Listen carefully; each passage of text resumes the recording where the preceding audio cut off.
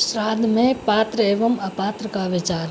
हे राजन, उत्तर क्रियाओं को जिस विधि से करना चाहिए वह विधि ध्यान पूर्वक सुनो। शुद्ध रूप से श्राद्ध करने से मनुष्य ब्रह्मा, इंद्र, रुद्र, वरुण, कुबेर, सूर्य, अग्नि, वसुगण, पितृगण, पशु पक्षी, सरीसृप, ऋषिगण, भूतगण आदि सकल संसार को प्रसन्न करता है। प्रत्येक माह के कृष्ण पक्ष की अमावस्या और हेमंत ऋतुओं की शुक्ल अष्टमी को श्राद्ध करें। जिस घड़ी कोई विशेष ब्राह्मण का आगमन घर में हो अथवा उत्तरायण या दक्षिणायन का आरंभ अंतकाल हो, तब काम्य श्राद्ध करें।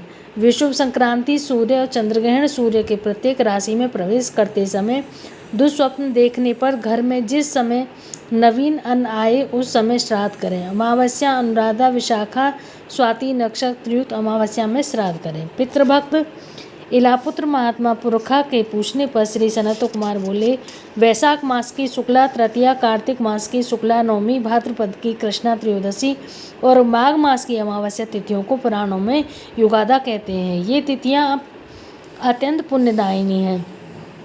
सूर्य तथा चंद्र ग्रहण के समय 3 अष्टकाओं में उत्तरायण का दक्षिणायन के आरंभ में जो मनुष्य तिल सहित जलदान करता है उसके लिए यह जानो कि उसने 1000 वर्ष के लिए श्राद्ध कर लिया। माघ मास की अमावस्या का सतभिक्षा नक्षत्र से योग हो वह पितृगण की तृप्ति के लिए अत्यंत शुभ समय होता है और उस समय यदि घनिष्ठा नक्षत्र का योग हो तब अपने कुल में उत्पन्न पुरुष द्वारा अनोदिक से पितृगण 10,000 वर्ष का तृप्त करते हैं। गंगा, सतद्रु, यमुना, पिपासा, सरस्वती और नैमिषारण्य स्थिति गोमती में स्नान करने से समस्त पाप नष्ट होते हैं।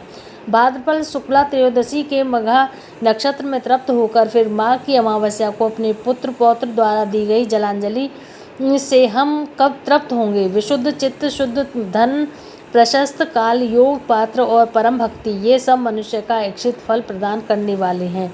हे राजन, पितृगणों ने कुछ श्लोक कहे हैं जिन्हें सुनकर जैसा ही आचरण करना उचित है पितृगण करते हैं। हमारे कुल में कोई ऐसा बुद्धिमान और धन्य पुरुष होगा जो धन लोलुपता को त्याग कर हमें पिंडदान देगा।